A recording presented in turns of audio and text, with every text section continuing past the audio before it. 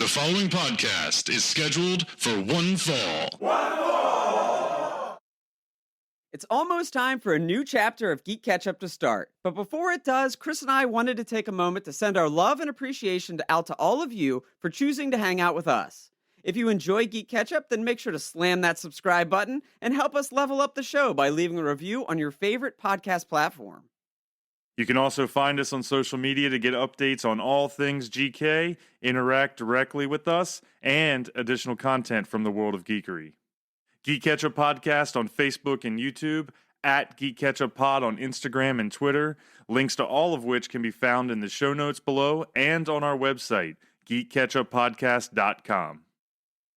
If you'd like to support the show, there's even links to our Square shop where you can find official GK merchandise like shirts and stickers, and our Patreon if extra content is your thing.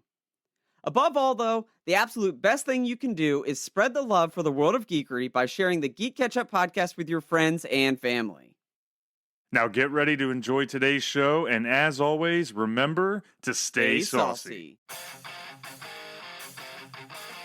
If it's nerdy, we're into it. Gaming, movies, television, wrestling, comics, whatever. We are Kyle Eckert and Chris Heck, two lifelong friends with a passion for the world of geekery. And this is the GeeK KetchUp Podcast.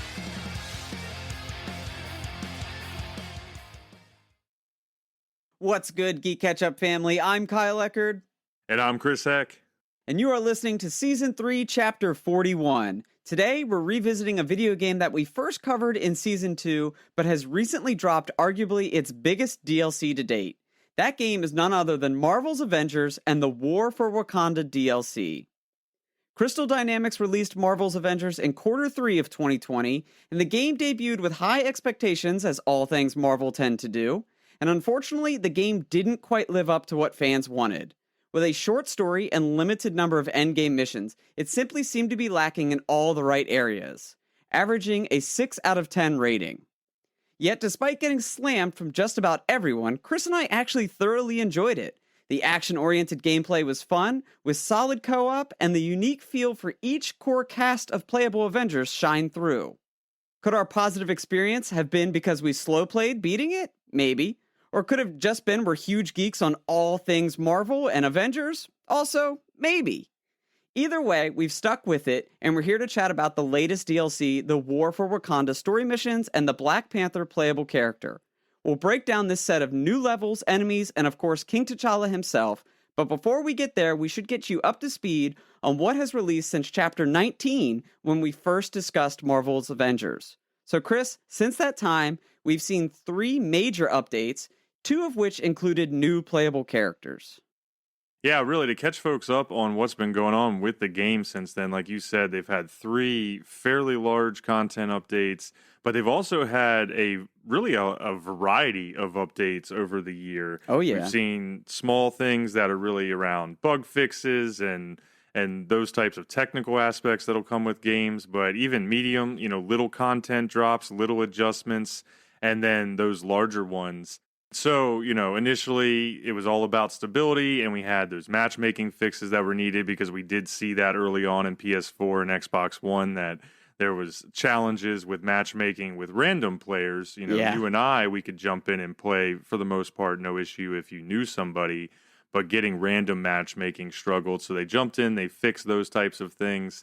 And then I think it was right before the first of this year, or maybe right around the first of this year, they launched the Kate Bishop DLC. That was the first character. We also got new story missions. So you kind of got that additional content, which helped with the end game aspect. That was largely the biggest argument from most people. And then fast forward a few more months into 2021, we got that first major update, I would say, which was the Future Imperfect pack that featured Hawkeye as another, playable character, I think number 8. We got new villains in Maestro. We got a new biome for the first time. So that was really the first place where they gave us stuff to sink our teeth into as players. For sure. And I know when it launched, like I said, that the big argument on the game was there wasn't enough to do, and getting your character to level 50 wasn't wasn't that hard to get there. Right. And then once you did, why am I still playing this game? As kind of all of these games that are live service of this style. And then they ended up pushing stuff back. I remember that happened very early on. Is they heard the fan feedback, and their timeline was much sooner. And they said, you know what? We're going to spend a little more time getting the stability fixes in place. So that does mean we're going to push our characters back a touch. But I think it's fair to say now, here we are a year later, 3 extra characters. They've kind of hit a groove as far as extra missions, stability that we played the other night. There's still some matchmaking issues happening. Right. But it is a much better game a year later. The action-oriented gameplay was always fun. That was always there. But it's the rest of those things that are now finally coming along. Yeah, and we said when we first covered the game that was really what that had us hyped the most, and what we were enjoying the most was just the combat. You are in that driver's seat of these characters, and they feel so authentic that it's hard not to get excited just because of that aspect. As big comic book fans, big fans of these characters. Sure. But to your point, it did start to continue to get better. And the other thing to call out about that Future Imperfect pack was that was the DLC that also came with that next gen upgrade for PS5 and Xbox Series X, as well as the, very highly fan requested ability to replay that reassemble mission that was at the end of the original campaign. And to me, that was a huge help in both ways. That reassemble mission was awesome. So yeah, going back and being able to play that again is a big help. Yeah. But the change over to the next gen hardware and getting that update was all the difference at that time. And I think it really kind of re-energized my interest in the game, because load times got so much faster, matchmaking did seem to get a little bit better. Yeah. And then, with everything that was going on screen with the 4 characters and all the enemies, it really seemed to give it that facelift where it could really handle all of the lightning and laser blasts and sword streaks and arrows. There's so much going on. Yeah. And it crisped it up. It made it more vibrant, less laggy. And so that was a huge help there. Well, you kind of nailed it. You just said vibrant, because one of the things that comes to mind with that PS5 upgrade was the buffs and the different things that cause your player to have like an aura around them, whether it's green or red or purple. Like those colors just started popping so much more, and it really elevated just the visual of it all. And, that's going to improve your experience when you're playing the game. The other side of that, and we talk about this all the time, is the DualSense. Yes. The PS5 upgrade and using the DualSense with this game took it to a whole new level, because the characters already felt unique in their own right as far as combat and mechanics. Agreed. But now they definitely feel unique because the controller feels completely different for each character as far as the resistance and the shakes and just everything that the DualSense brings us. Yeah, that was definitely an easier to overlook item, but I thought they did a pretty good job as well, even though it wasn't like programmed specifically. Like it wasn't on the level of like an Astros or Ratchet and Clank, where they was, developed with the controller in mind.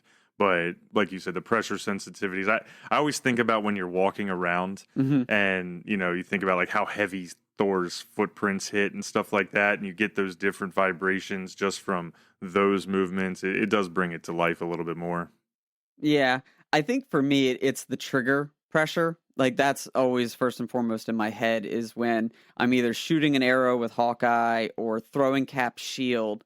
It's the resistance that's there and then not there and then comes back. Like, in keeping in mind when you're throwing the shield or throwing Mjolnir, like you feel this little bit of resistance, so you got to give it a yeah, it feels and heavier. just kind of give it that final and it's heavy, and then when it flies away, it's gone, free clicking, and then when it comes back, like the controller starts to feel heavy again, and hey, it's immersive, and that's what it's all about. When you're playing a game like this, you really want to forget that you're you and pretend that you're Hawkeye or pretend that you're Thor, Hawk, whatever, tearing up some, robots or Roy or aimbots or anything from the world of Marvel. That's what it's all about.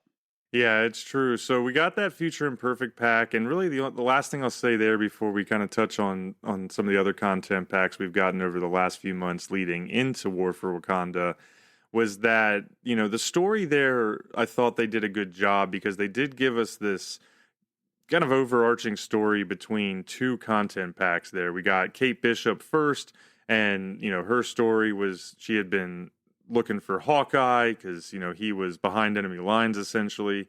And that carried into the Future Imperfect, where we got to go and rescue Hawkeye and have him join the team. Yeah. The only downfall there was just how similar Kate Bishop and Hawkeye are. Yeah. And so it was almost like I liked Kate Bishop a lot at first, especially because she was pretty different from the rest of the cast of characters that we had. Oh, yeah. But then once you get Hawkeye, there are some slight differences, but they're dang near the same character. And Hawkeye's just a little bit cooler, in my opinion. He's got that sword.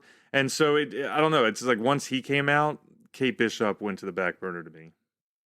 I wish I could disagree with you, but I can't because that happened with me too. When Kate Bishop came out, it was my biggest fear with the very first two characters both being Hawkeye. Mm-hmm. Like, that just felt strange. Like, why would you give us Kate Bishop and then the very next one be Clint Barton? It doesn't.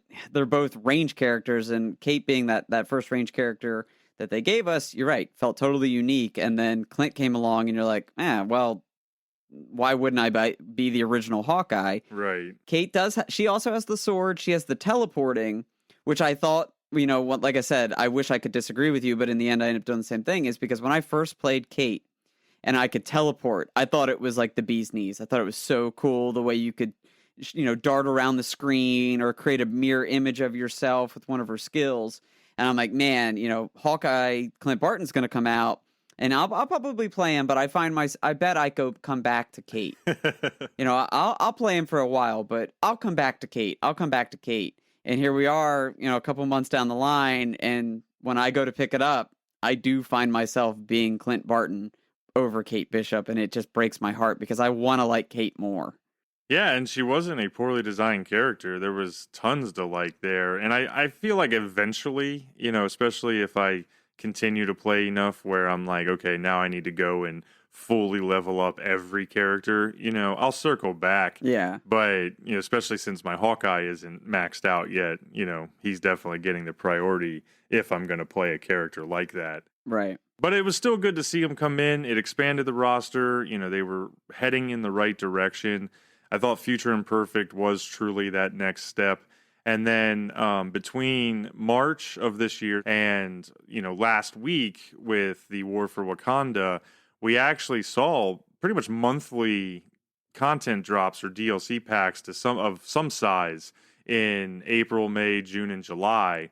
And so we saw the Tachyon Anomaly, the Red Room Takeover, the Cosmic Cube, and the Wasteland Takeover DLCs that all brought a variety of new endgame missions, character skins, quality of life improvements. They also added in the new patrol mode, which is kind of its own whole new thing you can do. Yeah. And so while it all felt like kind of baby steps, and it's still, and we'll probably get into it in a little bit, I think still feels like some baby steps compared to where I would love this game to be. They are continuing in the right direction. Yeah, it's moving along. My comment on that one would be what they did when the game released and they saw the fans' reactions. The follow-up was they, in turn, gave the fans exactly what they asked for. Yeah. And which is really cool. That's what you want to see out of the developer and things like that. Like, listen to the fan base. What are they asking for? What do they want? And then you adjust, pivot, if that's in line with your core goal. The problem I have with that is, how did you not see that coming? Right. How did you not? Yes. How did you not know that's what they were going to ask for? Because in a game like this, of course, that's what we want. We want more missions. We want some variety in the villain missions. You think of the ones with Abomination and Taskmaster that we had to play over and over and over. Like, how did you not kind of think about that beforehand? That having only 2 villains for that style of mission wasn't going to be a problem. Right. I think that that's a challenge that a number of developers have when they go into building games like this, because you see it more often than I feel like we should. And it's real easy to sit on the soapbox over here and just be like, oh, they should have developed 100 more hours of content. Yeah. But if you're going to tackle a live service game that is supposed to be in that realm of MMORPG kind of deal, supposed to be something that you want players to constantly be coming back to, I'm thinking Destiny and World of Warcraft and even Diablo, games like that. Sure. You've got to really put the time in on the back end. And I think they launched this game. COVID probably had some stuff to do with it, as far as maybe not getting it quite to where they wanted. But, they launched this game and it had this great campaign, great core mechanics. And then as soon as you got to the end, you kind of fell off a cliff a bit. And we've seen that has continued to be a struggle as far as their player retention, their daily active user counts, and things like that. So, oh yeah, it's just an interesting thing, because for us, like a lot of times, or at least I should say for me, if games make some of these mortal sins, I will move on. Yeah. And for us, we have still had this cadence of, even if we're not playing it daily or even weekly, once a month, maybe once every 60 days at worst, you and I will still have a session or two and enjoy it and just kick some asses, Thor and Captain or whichever we're feeling that night. Yeah, oh yeah, and and I think that is why we've had such a positive experience. I touched on that we took this slow approach, and I remember when we first bought this game, that's kind of what we said we were going to do. I don't think either one of us had planned to buy this on day one. We said we were going to wait 6 months, and so we had that, let's slow play it, let's play it little by little so we don't get burnt out. But you can't expect everybody to take that approach. People are going to want to blitz it out the gate. They're going to beat the 25-hour story mode that you're going to give them, and then they want that extra stuff. They're going to level all their characters up, and they want some variety in that process. Well, and they struggled with a few things. So, there wasn't a whole lot of gear sets out there, and gear honestly never feels as impactful as you would hope. You definitely can power up and you can unlock, different stat boosts and things like that. But I've never had a gear set, even the gold character specific stuff, that I've been so married to, like you find in other games.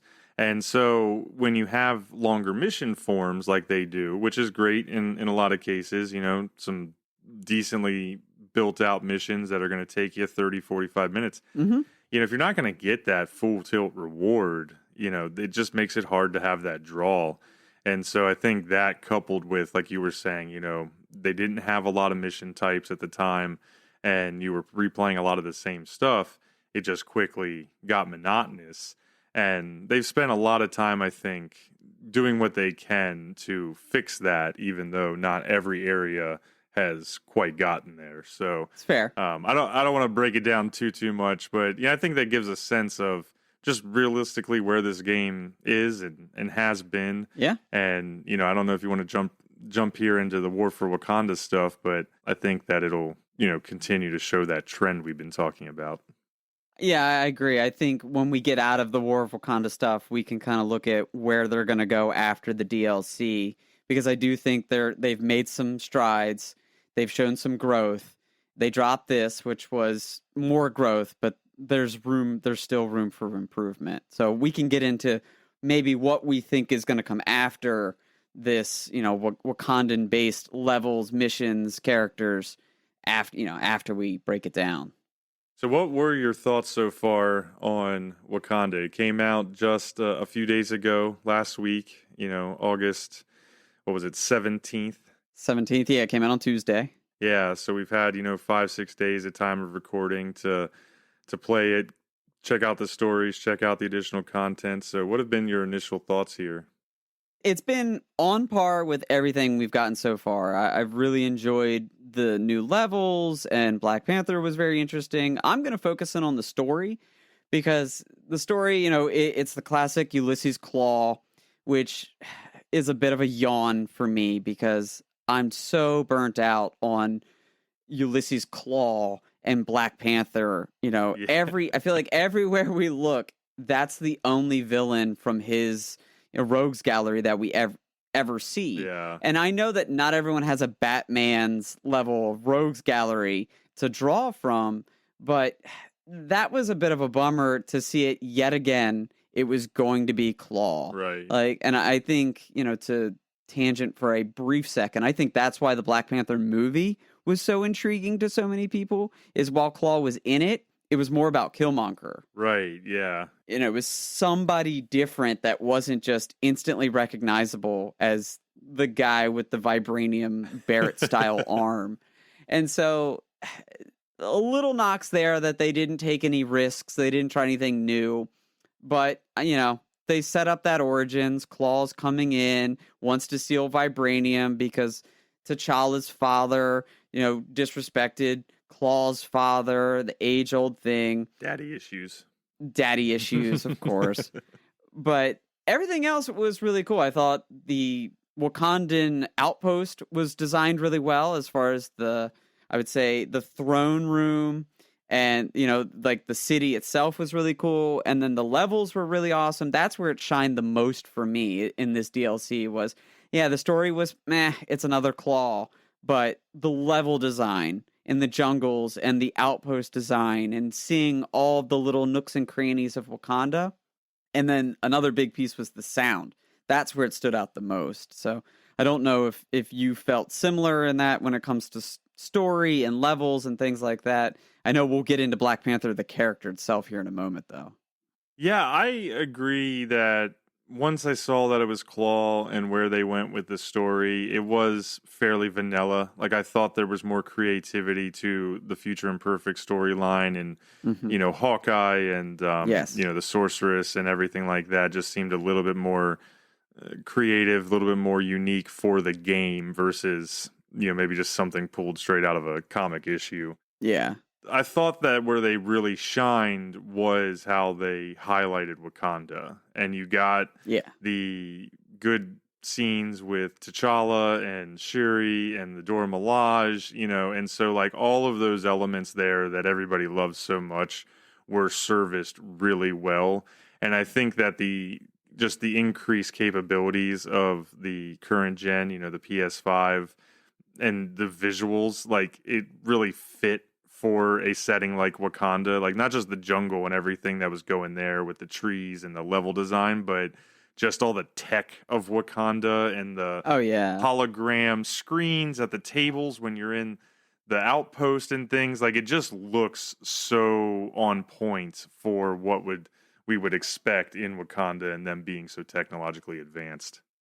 It's true, and that's totally fair because I think the other outposts that we had seen so far were the anthill and the helicarrier and some basic stuff, and it just looked like plain Jane shield things we've seen before. Yep. The Wakandan embassy, or not embassy, it was the palace. Yeah, the palace. That's what the Wakandan palace was spectacular. Like the sides, even as you're walking by, the warriors that are on guard, when you kind of briefly walk past them as Black Panther, they stand to attention. Yeah. And little things like that. Or they'll tap their spear on the ground, like it's for they nailed Wakanda and that culture and everything that's been built in the comic lore. And so I gave it a little bit of a pass when it came to Claw, even though I do agree. I just would have preferred more liberties taken there or introduced a different, more unique type of villain. Yeah, well, they had done that so far. And, I'm not going to sit here and pound this into the ground, but like you think of the core story and they introduced Kamala Khan and MODOK. They put a pretty sweet spin on MODOK. And then the Future Imperfect was, Maestro. Not everyone is familiar with Maestro. That's true. And then all of a sudden they get to Black Panther, who, like it says, their biggest DLC, the character that people are probably hyped about the most. And the story behind it all is just so simple, but maybe all the focus did go into Wakanda itself because, like I said, the other big part, I didn't want to beat the story into the ground, so I'm going to move on. But when you're in the palace, if you just pause for a moment and you hear the music playing in the background, like you talked about that Wakandan culture that they've established both in the comics and definitely in the MCU, we're seeing it all over the place. But like just the sounds and the soundtrack, like it's really well done. Yeah, and I like how when you're playing as Black Panther, he'll just say things. And so, like, I found myself as I'm running through the jungle and he'll just be like, Wakanda forever. and I'll just be like, Wakanda forever. Yeah, that callback is ingrained in us. Like, well done, well done. It's true, it's true. But yeah, looking at the rest with the tech beads, the Kamoya beads all over the place, and Shiri's design, that yeah, well done all around. But let's get into Black Panther himself, though. Like the actual character, because the settings were cool. We'll definitely, I think, talking about Black Panther as the character, we'll touch on some of the mission levels that you go through as him. Yeah. But let's talk about him as a character. You know, he was built to be this agile, panther. And he was a lot different than I think what I expected. Oh, really? He was a little more tanky than I expected. Thinking of Black Panther, and he's going to be quick. He's going to be all over the place and darting with the claws and maybe throwing the daggers. And he ended up being a little more beefy than I envisioned in my head. That's fair. I mean, he does feel fairly powerful. I wouldn't say quite like Thor level power in the game, but yeah, he does feel pretty strong. I think that maybe where a lot of that comes from is that they gave him that ability to use the vibranium or like the kinetic shielding. So like you can actually eat hits in this game as him and not take any damage. And so that was a little bit more unique for him. So I might agree. I guess the way I started playing though, once I figured out, because he has his ranged attack or those daggers. Yeah, the daggers. And those daggers inflict status effects on the people you attack. And so once I had figured that out, I did kind of back off a little bit from just in and beating the hell out of guys to, as I'm coming in, throwing daggers, then maybe I'm attacking a guy, then I'm bouncing out, throwing daggers. And so it kind of felt more maybe true to what you're getting at for me, because I was doing a little bit more of that in and out with him. Yeah, and maybe that'll come in time as I level him up a little more and do that ranged approach, dagger, get the buff, come in, slice, and then he also has like a tackle maneuver. Yeah. Where he pins certain enemies on the ground and you can just slice them up as you do a full-on MMA mount and slice them up, and then you have a pretty cool like kick out from that as well. So maybe in time when I level him up and he's not so squishy, because you're right, he can take a lot of hits, but I think maybe I've built my character the wrong way, because my guy is still a little too squishy for me. Well, see, he definitely was a little bit there before you unlock things, but that was why I felt I was going in and out more. Like that whole aspect, the dagger, learning that it had the status effects, but it was also because I was going down a lot early on. So, I mean, it was more like I just knew I couldn't take every one of those hits. And then I guess to clarify, now that I have leveled him up a little bit more, not all the way to max, but I think he's at like 35. Okay. So, I've got upgraded pretty much every aspect of him to some extent, so his R2, where you do get that kinetic bounce back or whatever it is, that block and stuff is it's much more effective now than it was at the beginning. Yeah. And that makes sense. Maybe hearing all this, it's confirmed. I just built my character the wrong way. I expected him to be that fast melee, square, triangle type move. And it just didn't work out in that fashion. I've been playing either too much Captain or too much Hawk, most likely, because the second character I really started to level up as we played was the Hawk. His skills were sweet, though. I know when we were playing the other night, you had a pretty awesome moment with his R1, with his intrinsic ability where he throws a spear. Yeah, he pulls out that giant spear and just throws it straight through people. It made me think about like Leonidas and the Spartans, where they're just like pinning people. But that's exactly what happened. If you hit enemies in a certain line, if that spear hits a wall or a stone or a building, anything within a certain distance, it will pin them there. Yeah. And so it was a bigger enemy. It was like a brute, and pretty much right through his heart, pinned him to the wall, and then just went over and just beat the living piss out of him, Yeah, just sliced him up. Well, I noticed that you can also pin them to the ground. Yeah. Like the smaller enemies, you can hit them in the chest and it takes them to the ground and they sit there and they'll flail.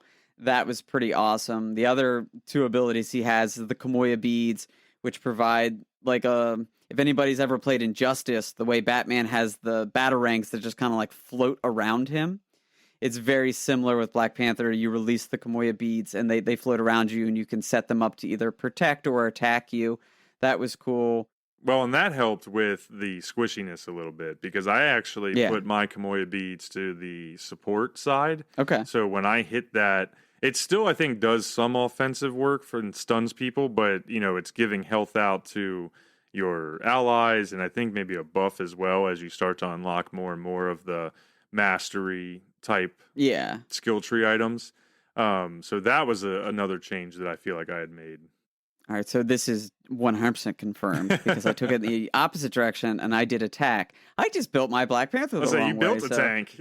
Yeah. Well, no, I built him to be this fast-moving, like, you know, like I said, light attack, and then maybe drop a kick or two and then move on. And I set the Kamoya beads to be attack. So while I'm bopping from enemy to enemy, that they're also getting some work in. And I think I just maybe need to go back in and retool him to be something more aligned with what he's supposed to be and not what I want him to be.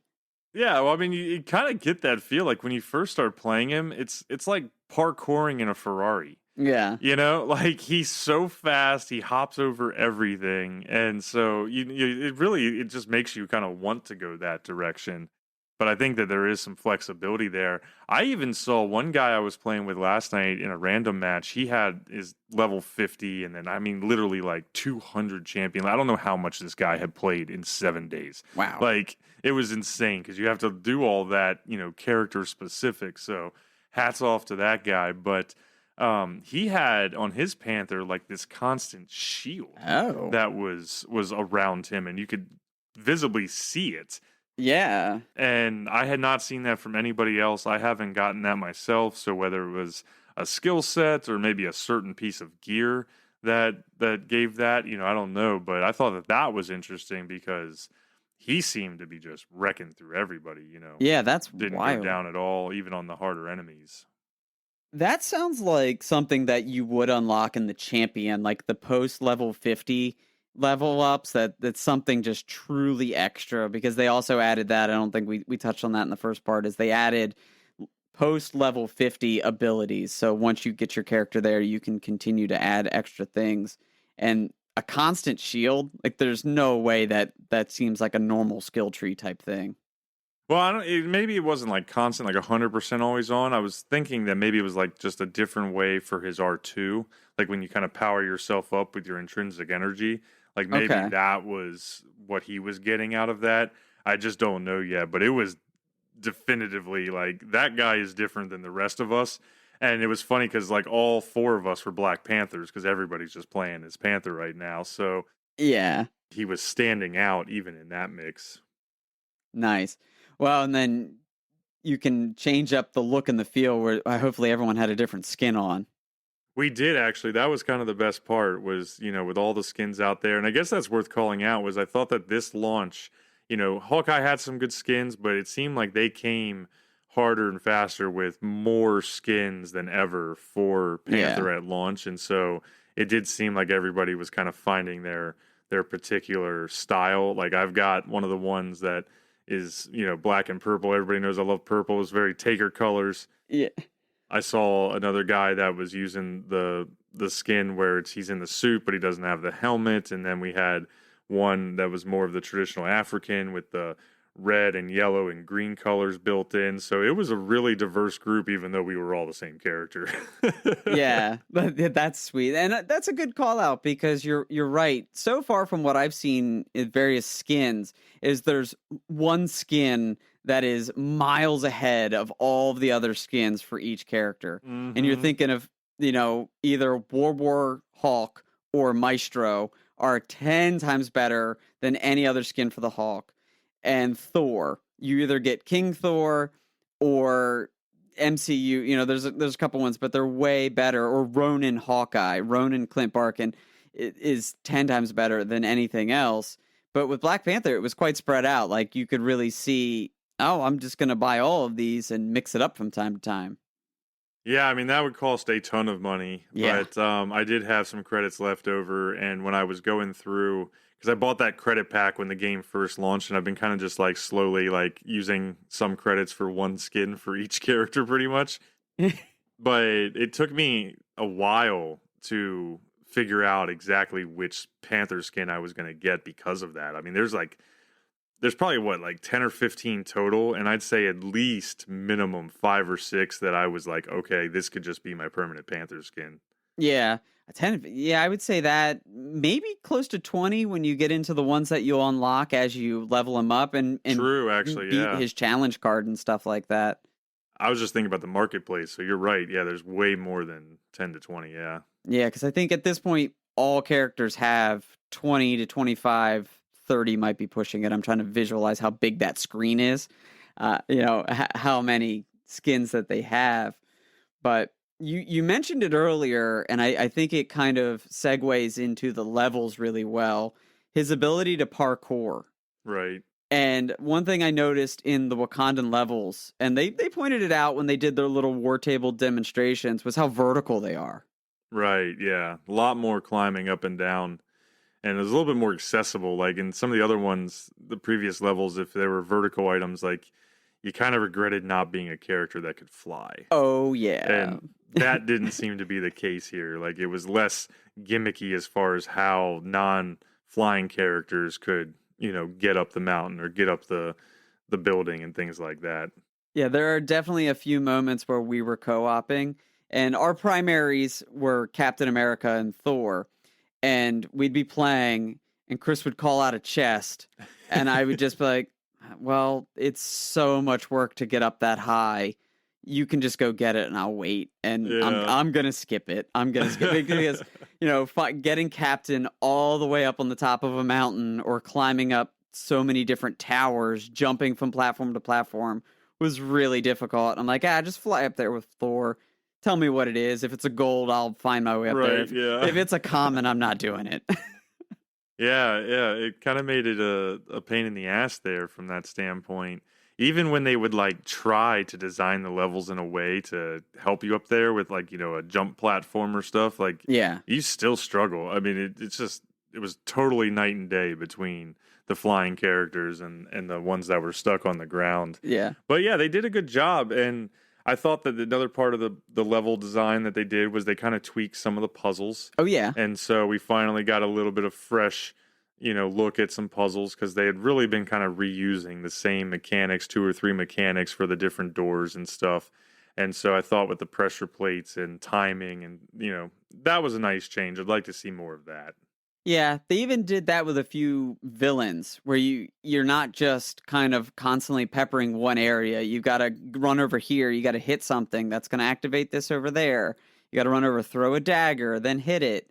And then the villains, there's one in particular with the drill that like rotates. Right. So you really either have to move with the rotation or you fight a couple enemies, wait for it to come back to you, then throw your daggers or your arrows or whatever you're going to do to hit the mark.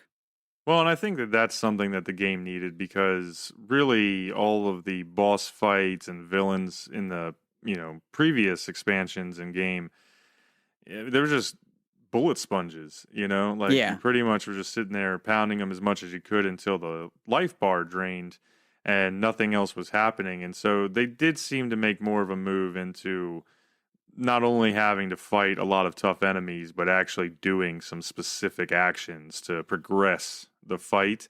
And I always think that in games like this, it really helps. Destiny did very well with that. Yeah. Obviously it's a shooter first and foremost, but in their raids and a lot of their bigger missions, you're actually having to seek out and do very specific things if you're going to open that door and move on. Yeah. As much as it might seem, we did like this game and do like this game. And we keep having these like subtle little things where like, that wasn't so great. They could have done that better. Overall, we were still very much like this game, but we're going to point out a flaw when we see it. Well, and it shows their progression. I mean, it definitely was an issue, but finally we're starting to see even some of those smaller mechanics get the attention. So I think even though, yes, we're being very critical of the game and it deserves it. Yeah.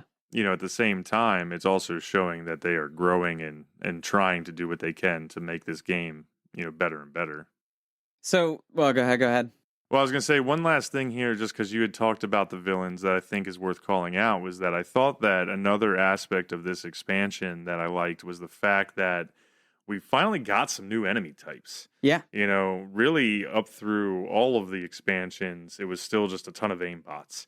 And even though that we got Maestro and a couple new fights on that level, the bulk of your combat was just aimbots. And so here, even though we still saw some new robots, but we got spider robots of different sizes, which at least mixed it up, had some new attacks. We saw some new versions of brutes with some giant hammers, some chain guns. Then they have this new shielding system and sonic weapons to really disrupt the vibranium suit and things that you are gaining from being Black Panther. So that was kind of cool and something new to deal with. And then we even saw Crossbones. I want to give a shout out to Crossbones. Yeah. The focus was obviously on Claw, but they brought in Crossbones there. A different version than the MCU version of Crossbones, but they definitely brought him in. I had that noted to bring up as well, that they finally brought in another mini boss, right, that we can fight in those side missions, which should be cool. And you're right, the AIM gurus to the Kree gurus and just AIM bots to the Kree bots to all that, they felt the same. They just put new skins and still gave them the same guns, but introducing the various hammer weapons and scythe weapons, spiders across the board. They did a really good job of mixing it up, giving us something different. So with all that, do you want to move into that final boss fight? Because that was kind of the culmination of all of these pieces, as both the level, the villains, and the puzzle into this final boss fight against Claw. Yeah, I think the only thing I would say as we go into it, because it applies, was that I did also appreciate that it seemed like they upped the difficulty level just a touch. Like I felt like all of the new enemies and the new capabilities that the enemies had actually made this DLC package, the 4 or 5 stories, a little bit more challenging to get through than what I thought for Hawkeye and Kate Bishop. See, I attributed that to my low power. Like I couldn't tell if it was harder or I just didn't have a character that was leveled up as much as I was used to. I mean, it could be to some extent, but I was just thinking more like we've been playing this game for 9 to 12 months, a lot of the same enemy types. You get very used to how they're going to hurt you, what you need to do. Whereas the spiders, having like the web strands that could grab you and pull you in, and there was just new mechanics to deal with. And I thought that just adding all of that up, it kind of created a little bit more difficulty, like the unfamiliarity of it. Yeah, for sure. That is a very good point to it all.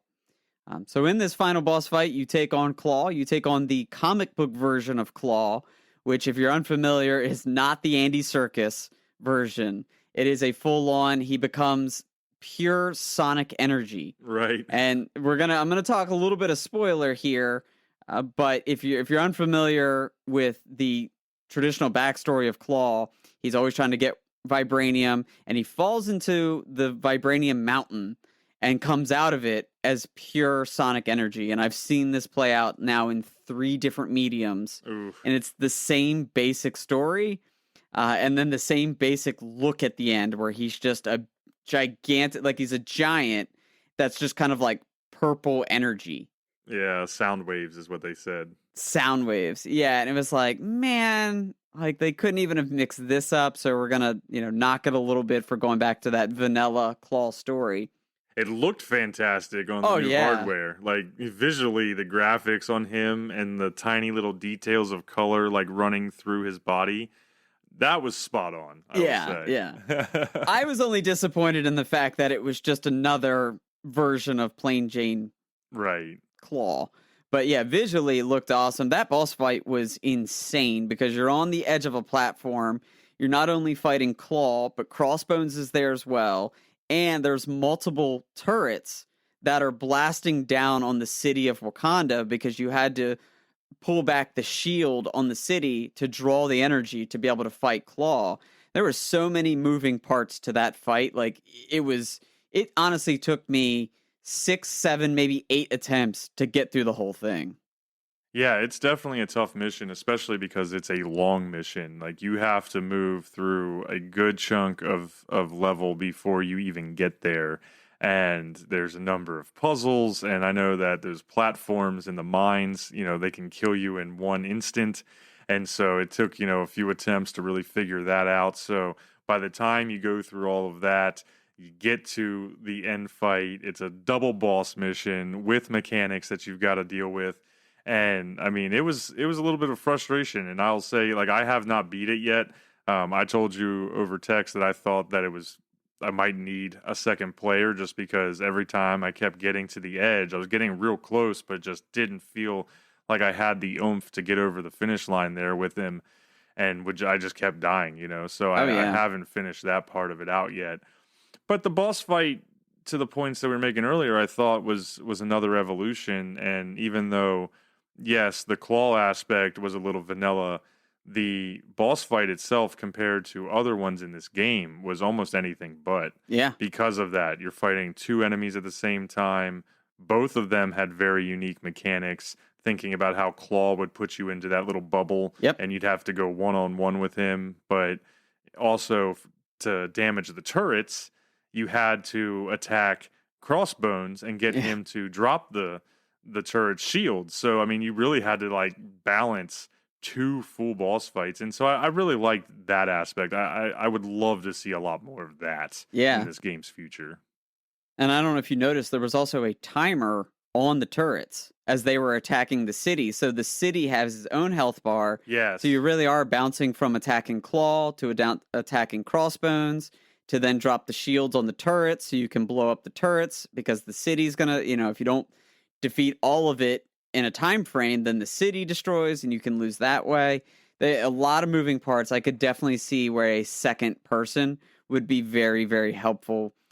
In the end, when I ended up beating it, it was because I paused, upgraded all of my gear, and then really went in with a game plan of this is how I'm going to focus. I'm going to save my L1, R1 abilities for when I'm in that bubble with Claw, use them against him, break out, attack Crossbones as much as I can, take out a turret. Beating a turret gives you a little bit of intrinsic bonus to then put back into your L1, R1s. So it was a whole thing that came down to, even after I game planned, it was another 2 or 3 times before I actually succeeded in winning. Yeah, and I like that challenge. It's definitely what you want to see, but there was some frustration there because of how far, you kind of had to go back if you died and coming back through, you had to restart everything completely. But all in all, I think that it was definitely a good, step forward. It was good to see new mechanics, as a DLC package. All in all, I think that it was really well done. Probably the best that they've done so far. There was also a host of quality of life improvements in there that, maybe we won't break down here, but they redid the menus and a lot of that, which I think for the most part worked. I don't know if you have any thoughts there, but all in all, it seemed positive. No, I really enjoyed the new menu look. It's a one-stop shop for everything. You no longer have to tab here, tab there. It's a one-stop shop for your gear, for your loadout, for your skills, the whole gamut. So that was really well done. It's going to take me a little bit to figure out the new button pattern. Yeah. For batch deleting or batch dismantling gear and where things are. But once I get there, I'll be fine. But so that was a little disruptive. But in the end, it is a much preferable menu layout, UI, than what we had before. Yeah, those are definitely things that are small but helpful. And so I was happy with that. I think really the best way to sum it up is, still I want more out of the game, but I'm really happy to see, especially in today's age where it doesn't always happen, Crystal Dynamics and Square didn't just run away from the challenges early on. They came back, they continued to stay committed, and the game is getting better. I think the challenge that we'll see, and I know we're going to talk here about kind of what's coming next before we move on, but I did see this article from Forbes yesterday, and I think this is really where the the money's going to be as far as how long they continue to dev this game, because per Forbes, from the Steam accounts where they track concurrent players, they said at its all-time lowest period earlier this month, Avengers was maxing out at only about 700 to 800 concurrent players a day. Oof. And if you're not familiar, that's practically zero in the world of tech and gaming and services. Then it had a free-to-play weekend just a little bit ago to kind of get the excitement coming. Mm-hmm. They said they got up to about 10,000 a day for a little while there, which is good. That's better, obviously. But then it's dropped right back down, and they're saying that so far for the War for Wakanda, on launch day, they had the highest was 4,800 players, and since they're peaking around 3,600 to 4,000, which I will reiterate is still pretty much zero in terms of these types of services and games. When you think about, Destiny's still hitting over 50,000 a day, as old as it is, and Fortnite is in the millions. Yeah. So, well, hopefully they can get it back on track. They do still have future plans and more DLC and more characters to come. They've said that Spider-Man will be coming in 2021. Like that has been announced. So hopefully we see Spider-Man. I don't think it's going to be the Insomniac version of Spider-Man in this game, but you can kind of see some groundwork between Black Panther and Black Widow on how Spider-Man might work. right. And it could be a great addition. One thing I wanted to point out as well is there's been a few people that did some data mining or people that found glitches. And two possibilities are Wanda and Loki. Oh, that would be very interesting. Yeah, people found information for both of these characters. The one that stuck out the most was a Twitter user who is literally called @PlayAvenger, and they were Thor, and they walked in Wakanda within the palace. You can go see like the shaman, Yeah. and it was a glitch when you walked into that room as Thor. He addresses you as Wanda. It's like a broken voice line. Oh, interesting. I had not seen Yeah. that. So that is there. And then the data mining, they found something there for Loki. References Of course, to Loki. references to Loki. Now, of course, that could be villain Loki. That could be playable character Loki. You never know. But either way, if you're telling me Spider-Man before 2021 is over, and then you queue up Wanda and Loki with the hype that they've been getting from the television shows, maybe this game sticks on for a little while longer. Yeah, it's going to come down to when they draw the line in the sand, because the Spider-Man aspect is contractual. Like, they are in contract with Sony to make Spider-Man for this game. I don't think they have that for Xbox, or any other platform, essentially. Right. So there was some talks in some of the articles that I had read that, yes, Spider-Man's coming in 2021, but will that essentially be the point in which Crystal Dynamics kind of cuts bait if the numbers of daily users is still so low? So we'll really have to see if they go beyond that, I think. Much more to come. Much more to come. Hopefully, I just want to see it keep plugging away at it. That's all I want here. So Crystal Dynamics' take on the Avengers continues to improve, albeit slowly, but keeping its focus on character-driven storylines and impressive combat that puts players in the driver's seat of Earth's mightiest heroes is worth coming back each time for a little more.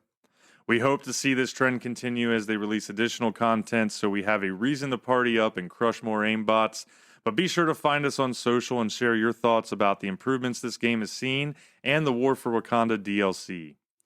Kyle and I are going to shift gears in a moment to preview another Marvel game that is set to release on October 26th. But before we do, let's take a moment to look back on our top 5 Marvel games from the past, not headlined by Spider-Man or the X-Men.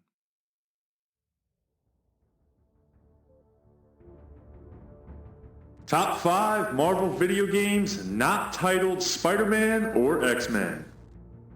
5. Marvel Nemesis Rise of the Imperfects. Yes, we're starting with a controversial one. Published by EA and released in 2005 for the PlayStation 2, Xbox, and GameCube, This open arena-styled fighting game featured well-known Marvel heroes taking on a new batch of villains known as the Imperfects. Imperfect might actually be the best word to describe this game, though, because there are a number of flaws. However, kudos to the developer Instigate for trying something different, and to Marvel for taking a risk on brand new characters. 4. LEGO Marvel Superheroes. Who doesn't love a good LEGO game? Developer Traveler's Tales have hit the mark every time, and LEGO Marvel Superheroes was no different. With 180 playable characters, this action-adventure/puzzler is a joy to play.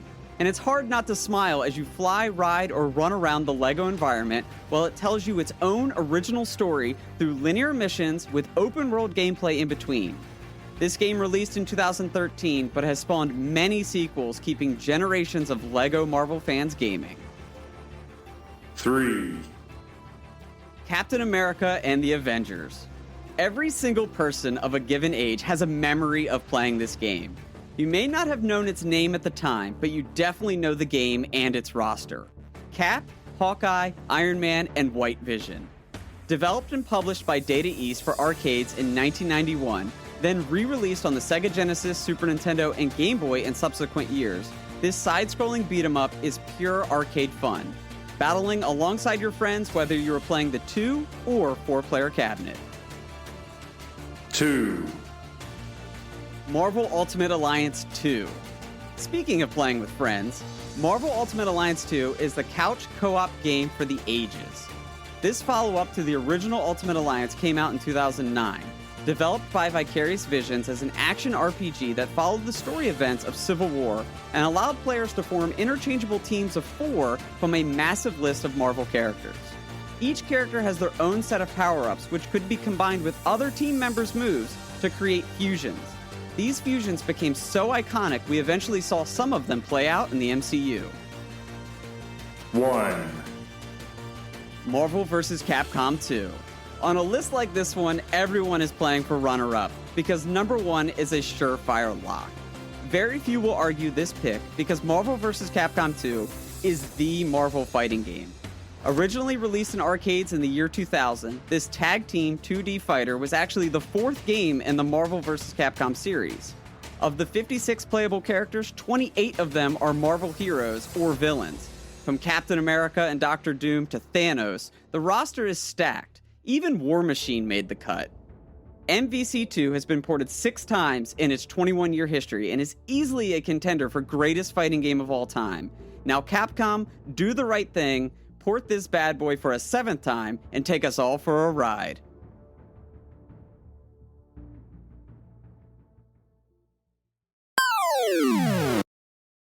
With history dating back to 1986, there is a deep catalog of Marvel video games out there, but those were definitely some good ones. I think Lego Marvel Superhero was one of the first Lego games that I truly played beginning to end, that had a huge roster. Captain America and the Avengers, fantastic retro game in the arcades, no doubt, but you are right. MVC2, definitely up there, if not truly number 1. Would love to hear what folks have to think about those, because I'm sure there's some opinions out there that would come back on us there. But oh yeah, even with that catalog, we're always looking to the future. There's always new games on the horizon, including 2 brand new Marvel games just around the corner. One, Marvel Future Revolution on mobile, and then the other, the Guardians of Galaxy game that is coming out on PS5 and Xbox in October. That is going to be where we are going to focus for the last part of our chapter here today. But Kyle, you did have a few thoughts on Marvel Future Revolution. Yeah, being a mobile game, it's not something I would typically partake in, but it looked cool. It kind of had a Marvel Ultimate Alliance open world action RPG style. The story is cross-dimensional, so there's multiverse action, there's characters with different skins and different attitudes. It looked really cool. It actually releases next Tuesday on August 25th, or that might be a Wednesday, but either way, August 25th is its release day. Eager to see what it does. Marvel has a long history of solid mobile games, so this could just be another one to that list, or maybe it'll change me and get me gaming. Yeah, it looks interesting. I'm kind of like you. I'm very picky about mobile gaming, and I do very little of it compared to console or PC, anything like that. And so when I saw this, it looks awesome.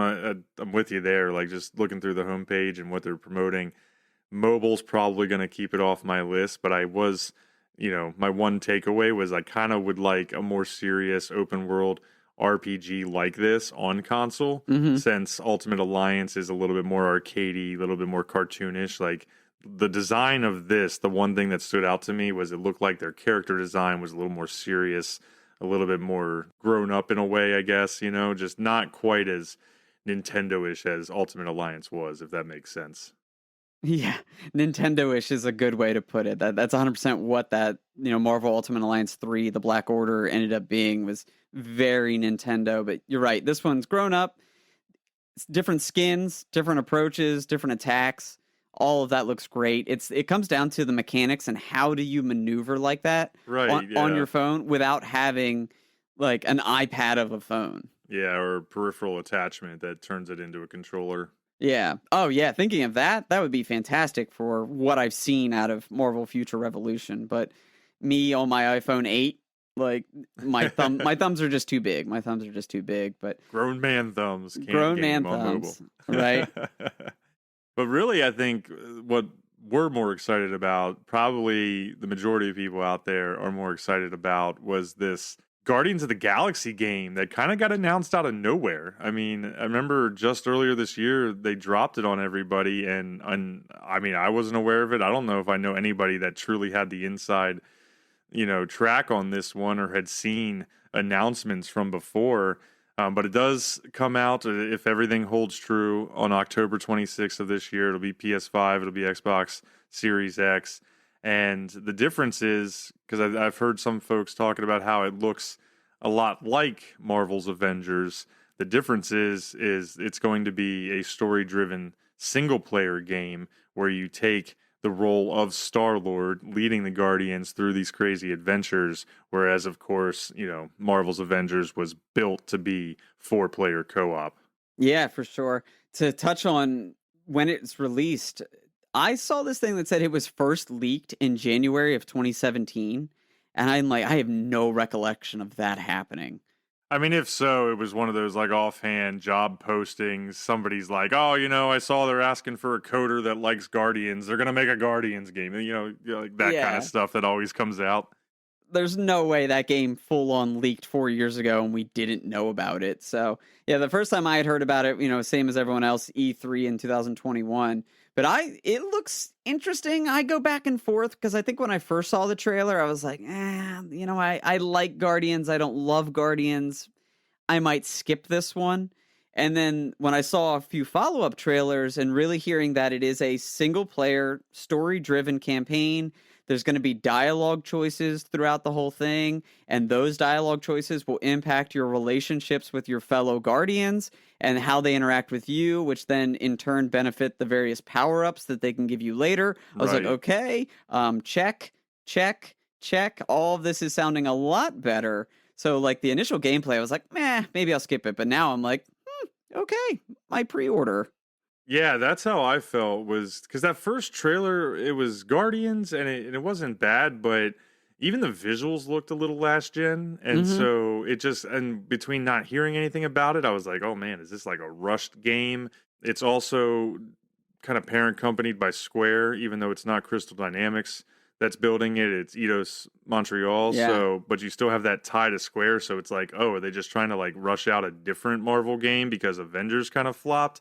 So it was kind of giving me some vibes like that. But when they came out with some of the gameplay videos that are out there on YouTube, and you get those, first 10 minutes, and they started showing, yes, like you get to make choices in the middle of these moments of banter between the group and interject what you want to do, and changes how the missions go, I guess, or how the outcomes are. That definitely made it more appealing. Yeah, that reminded me of like Final Fantasy 15 almost. Yeah. Where you only ever controlled Noctis, but your choices and kind of how you leveled people up and the different abilities that you gave them, you could control and command your 3 other teammates. It's a good comparison, yeah. So I was like, you know what? And I did enjoy Final Fantasy 15. It was a while ago, but I did enjoy it. So I'm like, yeah, this game could be better than I'm giving it, because you're right. Like the original, it's always weird, and Marvel's going to fall into this trap with their video games, especially with the MCU being as big as it is. The look of it, you're like, man, they're going to fall into the same trap as Marvel's Avengers did when it first released, that you've got Star-Lord, you've got Peter Quill, but it doesn't look anything like Chris Pratt. Right. And the voice True. actor sounds nothing like Chris Pratt. And from the other stuff I've seen, Drax is nothing like Dave Bautista's Drax. Right. Yeah, that pissed off some people when Avengers launched, so it definitely could come back around here. But everything they've put out since has been very positive, and it's an October 26th game. I'm not sure what else is queued up to come out in late October, early November. I know that's right before that Black Friday type stuff. So maybe if it hits a small deal, if I don't, I think at this point, where I'm looking at it, I'm not going to pre-order it, but I think I will eventually get it. Yeah. And if it went on sale during that Black Friday, I'd give it a try. Unless I see something else that pushes me to it. Right, exactly. I was going to say, we still have to see exactly what all comes out this year. I can think of FIFA 22 and Battlefield 2042 in that October window. There's probably a few others out there, but nothing else that's like really standing out to me. And I know, Battlefield, that's not on your radar. I'm torn if that's going to be something I'm going to get back into or not. But so for me, it might be one of those things where, like, just lack of anything else, as long as the reviews aren't horrible, then yeah, I'll pick it up and play it. The combat looks pretty good, and Star-Lord with his guns and everything, I think, is going to work really well. But I do want to see how they differentiate it from what we've seen with the combat in Avengers, because you're still looking at this team of 4 people and some combo moves and things like that.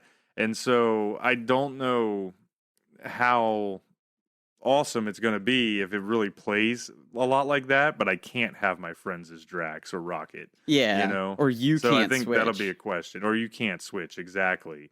But if they give us, some ability to kind of direct, like some of those games do, where you're controlling a team as a single player and you can hit up on the D-pad and have them do something or whatever, I think that could make up for some of that. No, I agree. The ability to not play as Drax or Groot or Rocket, Gamora, etc., that is a bit of a bummer, because you're like, man, why would you put it out like that? So I think in the end, it's actually going to come down to the story, right? Yeah, and those dialogue moments. I think that's actually what's going to make or break the game for me. In that, because the gameplay, the gameplay is going to be the gameplay, whatever. Yeah, but like, how much of an impact does that have? And is it more than just, who gets leveled up faster? And so when it's all said and done and everybody's leveled up, it didn't really matter. Or is it going to directly impact the gameplay to the point where I can play this game once or twice and get a different experience? Like, that would be super cool. That would hook me instantly. If you could tell me, maybe the game in itself is only 20 hours, but it's going to go on a Detroit Becoming Human or Until Dawn situation where the entire story is going to play out differently because of those decisions, then that would be cool. Yeah, I think that will definitely go a long way for how well the game turns out because of that. You're spot on there. It's going to come down to how impactful those dialogue decisions are and everything like that. How much they really make you feel like you matter as Star-Lord. Yeah. The other 2 thoughts I had here, really more abstractly, is they better have invested in the rights to a lot of the great 80s songs, because if this isn't set to an entirely amazing 80s soundtrack as you play, like not just in the opening credits, but like as you play, I need to be able to turn that tape deck on as Peter Quill and be jamming out to, whatever awesome 80s arena song that's out there. You know what I mean? Oh, yeah. Well, and I saw, and I'm sure you saw the same thing, you can call like team huddles in the middle of a battle. Yeah. And then you give an inspirational speech and play a song. Those are the moments that I'm thinking of. They need to have a great 80s soundtrack. Exactly. So the song starts playing in the huddle, and then I'm thinking of the opening scene of Guardians 2. Yes. Like, Yeah, like you want those moments. Like Exactly. if that's the whole game, yeah, like sign me up. That'll be fun. Exactly. That is what I'm talking about. I need that vibe. And, James Gunn and them, they kind of just ruined that because, like, it's just synonymous, Guardians movies and that soundtrack. So, like, it needs to be carried over, I think, here in the game. And then the last thing I had from my side, that other thought I had, was that I do hope that the game is successful, because I kind of hope that this will launch a little bit more of an uptick in superhero driven games that we get.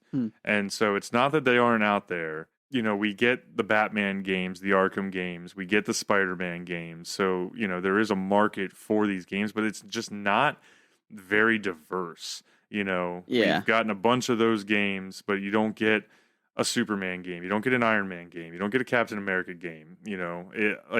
I'm hoping that this being a solo story-driven game, that we actually maybe see a little bit more development of, let me go be Tony Stark and play just a dedicated Iron Man game, or name anybody, like any character. Yeah. Give me villains. I'll go play as Doctor Doom. You know what I mean? Like whatever it may be, but I'm kind of hoping it kind of just kickstarts that a little bit, because as popular as the movies have been and just comic book content in general, it doesn't seem to have fully, translated or taken over the gaming world like it has TV and movies. No, not in a way that you'd want it to. And I think there are a string of games that came out in the mid 2000s to, 2010s, but they're all based on the movies. Right. And historically, video games based on movies are not good. And I think just about every Marvel game falls into that category. So really seeing an original story, I think I'm all on board for that as well. Should be interested to see, I know you mentioned the Arkham games, what that Suicide Squad game ends up looking like. Yeah, that's another one that's out there that I think could hit it. But like I just want more of that, like quality story-driven games that focus on the heroes, Yeah. Oh yeah, like gives you something, because you're right. The market is there and they've proven to be popular. And if the past 5 years has proven anything when it comes to superheroes, that you don't have to tell the same old superhero tale. Exactly. You can put a little personality into it. You can make it a deep character, and it really works well. Like Spider-Man and Miles is a fantastic example of that, but just about every piece of television content and some of the movies we've gotten as well also show that. So video games is an up-and-coming medium. I mean, it's already arrived, so maybe I shouldn't say up-and-coming, but people are starting to realize you can tell full-blown stories through that medium. Yeah. I think more acceptance, general public, more casual fans, more casual gamers, I think it would help tie them in and bring them into that world of gaming a little bit more. For sure. We're eager to see what this single-player Guardians ends up looking like. Hit us up on social to let us know what Marvel games you are most excited about playing. Thanks for listening. If you enjoyed this discussion, go ahead and smash the subscribe button so you never miss a chapter of GeeK KetchUp, and leave us a review on your favorite podcast platform. Also, be sure to follow GK on social media. You can find links to all of our accounts on the show notes below and on our website, GeeKKetchUpPodcast.com. There's even links to our merch store and Patreon if you'd like to support the show. But as always, remember to stay saucy, you nerds.